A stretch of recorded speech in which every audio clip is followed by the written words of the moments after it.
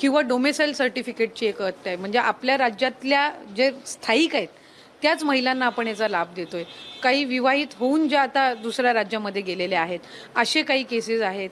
त्याचबरोबर आपलं दुचाकी ज्यांची आहेत त्यांना त्याचा लाभ हा योजनेचा निकषानुसार मिळणं, शासन निर्णयानुसार मिळणं अपेक्षित आहे. पण काही फोर व्हीलर्स ज्यांचे आहेत त्यांनी हा लाभ घेण्यात आलेला आहे. अशा काही स्थानिक प्रशासनाकडनं तक्रारी आलेल्या आहेत. म्हणून आहे इथे आपण पॅन जी त्याची व्हेरिफिकेशन, क्रॉस व्हेरिफिकेशन आहोत ते आपण करणार आहोत. साधारणपणे जर आपण बघितलं तर एक मेजरली 60-70% चंक असा आहे जे असे ना तसे ज्यांचं जे पिवळा आणि केशरी कार्ड धारक आहेत यांचं उत्पन्नच 2.5 लाखापेक्षा कमी आहे. यांचं 1 लाखच उत्पन्न आहे म्हणून ते पिवळा आणि केशरी कार्ड धारक आहेत. ते तसेही ह्या निकषांमध्ये स्क्रुटिनीच्या बसत नाही आहेत. एक, ज्यांची दुचाकीच वाहनं आहेत किंवा ज्यांचं कुठेही त्या ह्याच्यातलं रजिस्ट्रेशन नाही आहे ते तसंही या निकषामध्ये बसत नाही आहेत. एक, ज्यांचे आधार कार्ड आणि बँकेच्या खात्याचा नंबर मॅच होतोय ते तसेही या स्क्रुटिनीमध्ये हे होत नाही आहेत.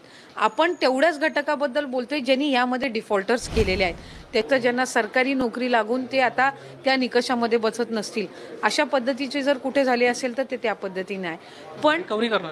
पण आत्ता यापुढे आत्ता ज्यांना ज्यांना लाभ गेलेला आहे या निकषांनुसार सुद्धा त्यांच्या त्यांच्याकडून परत रिकव्हरीचा विषय हा येत नाही आहे. हा याच्या पुढच्या जो लाभाचा आहे तो त्या संदर्भातला हा विषय. पण आपल्याकडे नमो शेतकरी योजना आहे. आमच्या GRमध्ये एक गोष्ट नमूद केलेली आहे की जर कुठल्या दुसऱ्या योजनेचा तुम्ही लाभ घेत असाल पण तो 1500च्या कमी असेल तर वरची जी रक्कम आहे ना, समजा आता नमो शेतकरीचा लाभ 1000 आहे, 1000 रुपयाचा त्यांना लाभ मिळतो. आपल्या योजनेचा लाभ 1500, तो 1000चा लाभ तर त्यांना कायम आहे. त्याच्यातून तर आपण त्यांना आता हे नाही करणार कारण ते त्याच्यात लाभार्थी आहेत.